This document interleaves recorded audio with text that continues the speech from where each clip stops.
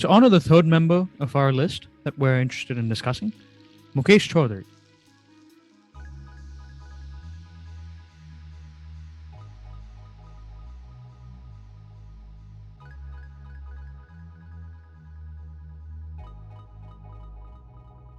So Gurkirat, I am interested in getting your thoughts about your impressions about Mukesh Choudhary, right? Because as I said before, he sort of came out of nowhere. It felt like, that often happens with players who are just substitutes for an injured player during a season or a campaign of any tournament, but especially the IPL. I've seen it in the past.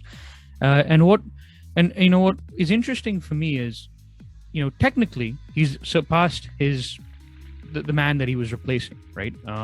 And so I am curious to get your thoughts on whether A, you think he's better than someone like a Deepak Chahar, but B, how his season in general went, and C, what you think are his upsides and downsides as a bowler in general. So I think this was probably a season of two halves for someone like Mukesh Choudhary. You could divide it into the Mumbai game at DY Patil, before that game and after that game, because he had picked up a few wickets before that game. But to be very honest, those wickets were more of a result of batters making mistakes rather than him earning those wickets. I remember him getting Shubman Gill caught out at the edge of the circle on a short delivery where Shubman Gill wanted to cut him, but the fielder was good enough to catch him. Then he got a wicket of Mayank Agarwal playing the drive again at the edge of the circle. Kane Williamson playing a drive to the half volley and hitting it straight to short cover. So before that game, there wasn't much to look forward to because I thought he was bowling slower. He was bowling in around 130s or early 130s. So there wasn't the pace factor that could excite you. And he was bowling too full to get any late movement, right? Because he was getting driven now. He wasn't getting caught behinds or anything largely. Right. But post that Mumbai game, I don't know what happened, but when he found the swing, he bowled slightly slower and he was mixing it up with quicker full lengths as well, like how he got the wicket of Ishan Kishan or getting him out bowled in that game, and then the wicket of Rohit Sharma where Rohit probably played the ball a little early, and the late swing got him, and it didn't get the middle of the bat, and he was got at short mid wicket if I'm not wrong. And then you saw him get, I saw him get one wicket of Akshar Patel where he got the ball back into Akshar Patel, and he wasn't getting the ball to move that way before that Mumbai game.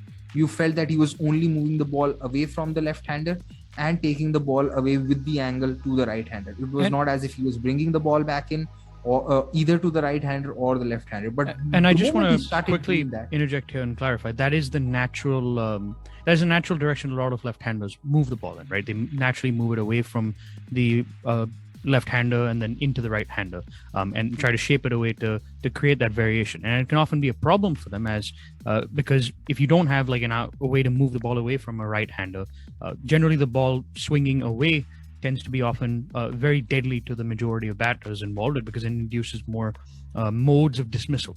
And so it was a concern, right? And I'm glad that you mentioned that because it clearly changed our outlook on his season and just in general how he went through. But yes, please continue.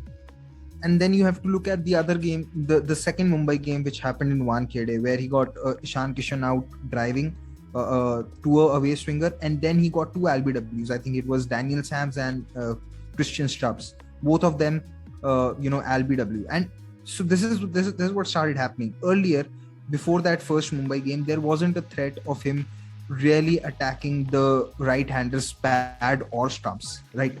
So you could more or less premeditate that the ball is going to leave you, which is why in that Brabon game someone like Livingstone did take him for runs, right? Because Livingstone pretty much knew what the trajectory of the ball is going to be, so he hit him 1-6 over covers and the other 6 was over mid wicket because he knew that the ball's not going to swing back. So everything changed post that Mumbai game. He probably worked on his wrist position as well, because if you are going to hoop the ball like the way he was hooping it, you've definitely put in some work in wrist position, and then the pace went up as well. You saw that he wasn't really bowling any bouncers before that, and then he started to mix it up with the bouncer as well. So I think after that first Mumbai game, he grew into confidence, and then he started to try the things which he would have tried at a level below the IPL. But probably the first 6 games, for first 5-6 games. He took his time to settle in, and I think someone like MS Dhoni summed it up brilliantly in one of his post-match presentation talks after a CSK win, or I don't know if it was after a loss, where he said that young bowlers take time to mature because they are not used to playing at this level. They don't know how the batters can attack them, and sometimes they have to alter their initial lengths or their staple lengths quite quickly as opposed to what they would do at lower levels. So I think that is what happened with Mukesh Chaudhary, which is why you see that the economy is still on the higher side, which is purely because of the first few games where he went for runs, but once he got his radar right, he became a quite a good bowler. No, I absolutely agree with you on that. And I think, it's really nice that you talked about the wrist position, right? Because he has the ability to like consistently get it behind the ball at the point of release, which is what is important in order to swing the ball, right? That's the fundamental. You don't want your wrist position to break during that particular process, right? And so he is able to grip the ball, and he's able to release it with that sort of nice wrist position where he can swing it back into the right-handers and move it the other way as well as a variation. And he gets a lot of one thing that's really important here is he got a lot of deviation, right? It wasn't just like he was being able to shade the ball. It's important sometimes to be able to only swing it a little bit to get the nick, but there were times where he was able to swing it massively, right? I don't have necessarily, I would imagine, the ball tracking stats to quite determine the amount of deviation he got, but it was a significant amount. I recall that being the case. And again, that match, you brought it up earlier, that Mumbai CSK match was a good example where he was able to do that, and he was able to swing it. And what was interesting to me, Gurkirat, actually for that particular match, was that I saw him bowl a very good Yorker, like a mean sort of tailing in kind of a Yorker to Kishan when he yorked him, and he used it. He used it very carefully as well, right? He used it first up, right? There's a tendency to just think the Yorker is an effective ball at the death, but it isn't. You can actually bowl it at different stages of a game, even a T20 game, and it can be a very effective ball. And because the new ball tends to swing a lot more than the old ball, it can actually be, if you have a good wrist position like Chaudhary, it can be a much more effective ploy than even at the death, because you actually can get the ball to move and beat the bat and hit the stumps in that way. So I think it was really nice to see him do that. The thing that really interested me about him, and again, it comes back to that match. I know it might seem for some of our viewers or listeners as a bit odd, right? Why are we so interested in this one match that CSK played in the middle of the season that was, by the point they won that match, they were basically almost out of the tournament anyways, right? The reason why it's so important is because he significantly changed from some of the earlier matches compared to that particular match, right? And the most obvious difference for me, right, was his pace. You mentioned it earlier. He was bowling in the low 130s initially. In that particular match, he was consistently clocking in the low 140s. And I think he even clocked 145 kilometers, that's 90 miles per hour, a couple of times in that particular game.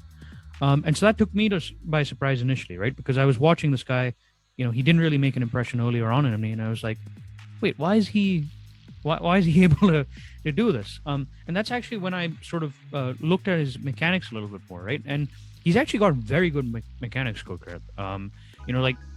As a fast bowler, right, there are a couple of things that you want to do. The main point is you want to be able to sustain momentum throughout your run up and delivery stride, and all your different steps. And he has several components of his action actually that allow him to generate pace if necessary.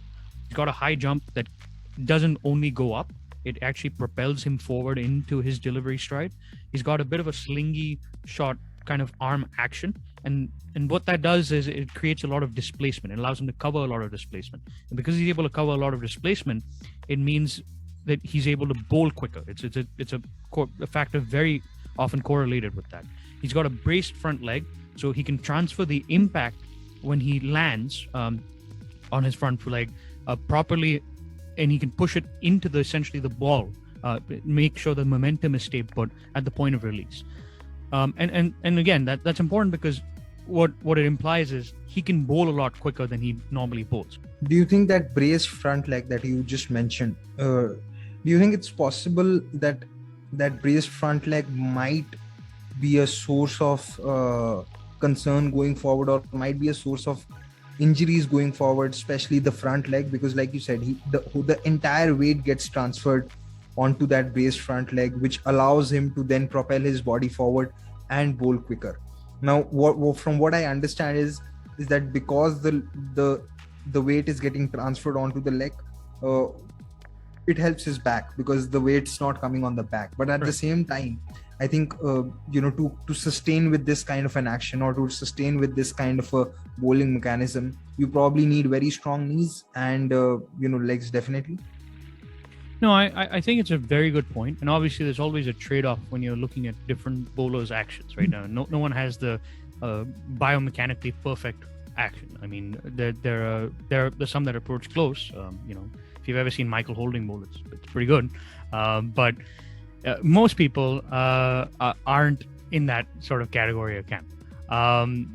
So there are obviously trade-offs, and yes, he could be prone to knee injuries and those sorts of things. What I would say is, in his particular case, he doesn't actually spend a lot of time on that front leg. It happens very quickly. There are some bowlers who really when they brace their front leg, the amount of time the contact that they have with the ground, right, during the delivery stride is quite long. From what I've seen, that's not that much of a case, so I'm not too concerned of it causing too much pressure on him. I think it's a short enough period where that's not going to be as big of an issue with some other bowlers who have, say, a braced front leg and have that issue. He just strikes me as someone who I think a lot of people misunderstand the true extent of his or potential, right? Because again, going back to the Mumbai game, he was swinging it, he was getting late swing, and he was bowling it at 140s, and he's a left-hander, and he because of that mentioned, that sort of slingshot kind of action, it doesn't look as slingy as, say, someone like an Umran Malik, who we discussed earlier, but there is a little bit of a slingy component to it. There are times where he can even feel faster for the batter than people realize, right? And so I think that's something really important, that he's got to sort of be nurtured and looked after. I know he hasn't played a lot of cricket. I mean, he's played a decent amount of time for Pune. He was actually scouted by, funny enough, an uncapped star from last season in Ruturaj Gaikwad, who saw him and realized the potential of him, which I have found really sort of interesting, right? An uncapped player from. In fact, even with Umran Malik being picked up by SRH, apart from Irfan, it was also Abdul Samad who told them about him, and I think he's told SRH about another cricketer. I can't remember the name, but I read it somewhere. No, it's really nice, and it's also really important for Indian cricket that this happens more and more, because places like Pune, places like Jammu and Kashmir, right? I think he plays for Jammu actually, specifically Umran, but a lot of these guys don't really have exposure to very strong first class teams, or places to make their contention on the national level. And so the IPL is often the place where a lot of players from these sort of underrepresented states get a chance to shine. And if one person's made it, and if they know somebody who's really gifted or talented, and they can sort of introduce those teams and those clubs to the potential of the unlocked sort of potential of this guy, it's a really nice thing to see. But yeah, no, I actually was a lot more impressed by Mukesh Choudhary than even a lot of other people were. Obviously, he had taken 11 wickets inside the power play, which is the highest of anyone during the league stages, right? But I think there's a lot to like about him. The one thing I will say, there is one drawback that I've noticed about him. His seam presentation isn't quite as good as Chahar's, i.e. the person he replaced, right? Deepak Chahar does have a seam position where, especially when he wants to bowl the outswinger, he has a position where it's only slightly slanted towards first slip. It's like a very good wrist position. It's very actually, and a very good seam presentation. It's very hard to spot where the ball is exactly moving. And I think Mukesh Choudhary's seam presentation is a little less upright from what I've seen in a couple of the matches. Now, I could be wrong here, but that's my initial observation. And I think he doesn't do as good of a job as disguising how the ball is going to swing in the air because of that seam presentation at hand. Obviously, when you're bowling in one direction or the other, you have to slant the seam to some extent a lot of the time. But it does seem like it's much more. There are also some cues where it just seems like you can tell that he's going to swing the ball in a way much more easier than, say, somebody you would face in the likes of Chahar. And so I think that is something he has to work on with. But again, as you mentioned, it is his first full-fledged season. He's very new to this, and even someone like Chahar, right? He started out and had in his way, he started out and had issues as well, right? He actually, I remember him from his domestic season. He had taken 8 for 2. That's how he came to the national reckoning. And if you look at the Deepak Chahar in that spell versus the Deepak Chahar everybody recognized and loved last season, it was a fundamentally different sort of proposition. Right? So with Chahar, I personally think that the potential upside of someone like Mukesh Choudhary is greater than that of Deepak Chahar, purely because of what all that we have discussed: the pace, the bounce, and the fact that he can bowl the Yorker or the bouncer, and he isn't becoming a one-length bully. Absolutely agree with you on that. So we now come to trying to figure out where Mukesh Choudhary goes from this, right? He's had a very solid season, a really impressive one for a debutant, actually. And it is interesting now to look at and see what we perceive his future is going to be like and where it's going to lie. And so it's an interesting question. Gurkirat, where do you think he stands in terms of, creating an impression after this season? And where do you think his future, both in domestic IPL colors for CSK or any other team he's picked for, or the international setup exists? Where would you sort of place him in that sort of category? I personally feel it's too early for predictions. In fact, I say that for anyone who's just had one good stellar season, because one good season sometimes can also be the product of you just trying one thing that and the opposition not being able to figure that out. But once you start repeating that over the second season or the third season, that is when you can surely say, okay, this bowler's not only using his primary skill, he's also using his brains to work out batters and work out oppositions. So I personally feel it's too early, and like I had said during Umran's case, it is important that he also goes through the grind of playing first class cricket, because that is what I feel makes robust batters or robust bowlers. Because once you go through the grind of first class cricket, I think you also become mentally stronger, because you will play on literally helpless pitches, and you will still have to figure out how to get the batters out or how to stop runs, right? So once you are able to develop that mindset where you're still up for a fight while bowling in those helpless conditions, when you bowl in the IPL or when you bowl in the white ball, where there is going to be some help initially, and you might be at risk of getting taken for runs, all that robustness of playing the domestic cricket or playing first class cricket will come into play. So no predictions for now. Fair enough. I'm very much in your boat as well, in terms of, definitely I don't think one season is enough, especially in IPL. T20 season is enough to judge international chances entirely. What I will say is a lot of the raw fundamentals that we were mentioning, right, in terms of the pace, in terms of the bounce, he's not a short man, Mukesh Choudhary. He's not Arshdeep Singh level tall. I think he's 5'11", right, which is not particularly short. There have been bowlers in the past that represented India that were shorter than that, but he's of a decent height, I would say, comparatively, right, to a lot of the existing bowlers, and he can generate a little bit of bounce. It's not nearly as impressive as some of the other bowlers we'll cover on this list, including one that we'll be covering next, but it is enough for him to not be in sort of the Hasan Ali mold, for example, where you're really short and you can get pelted for runs if in a test match or something, a longer format game where you're not able to keep the batsman honest with that little bit of extra bounce. It's not a deterrent, I would say. It's not a plus, but it's not a deterrent. And obviously his swing that he was generating, the wrist position, there are a lot of good fundamentals here. Like you, I think he should play a couple more seasons of FC and perform in that to be getting a call up. But he is somebody I would actually, whenever they have like sort of performance camps or high training camps, when they're trying to identify young talent or scout different players, I think he has to be somebody who India looks at, because the upsides that we're talking about, right? Somebody who can be left arm, who can swing it potentially both ways at 140 plus. That's a very rare skill set. And so I think it is worth investing in him on that front. And I do think that as it stands, he actually does have those raw mechanics that you would need from somebody who is actually even at a higher, test level to succeed. Again, it's way far back, like you mentioned, but it is something to keep in mind.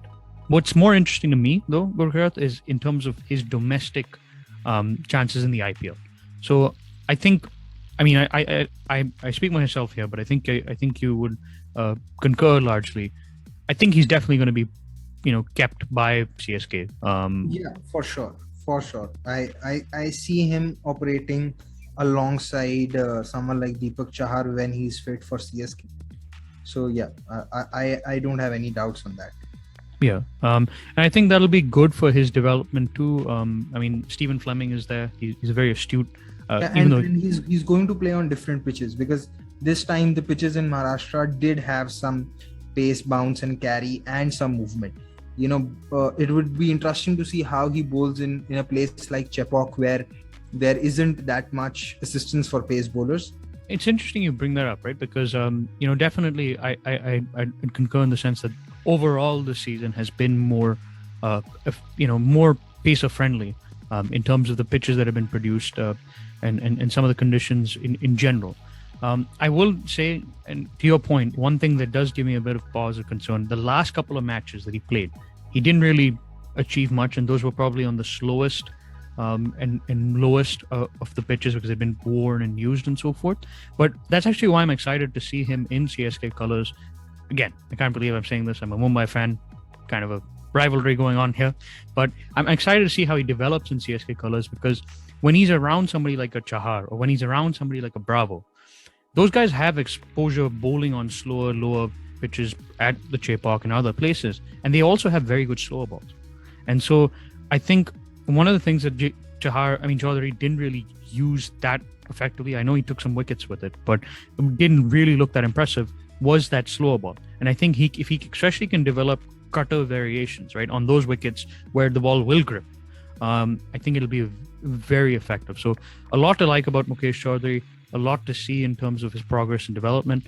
And we hope that he progresses and instead of being purely a replacement of Chahar, he works together with Chahar and becomes a better bowler.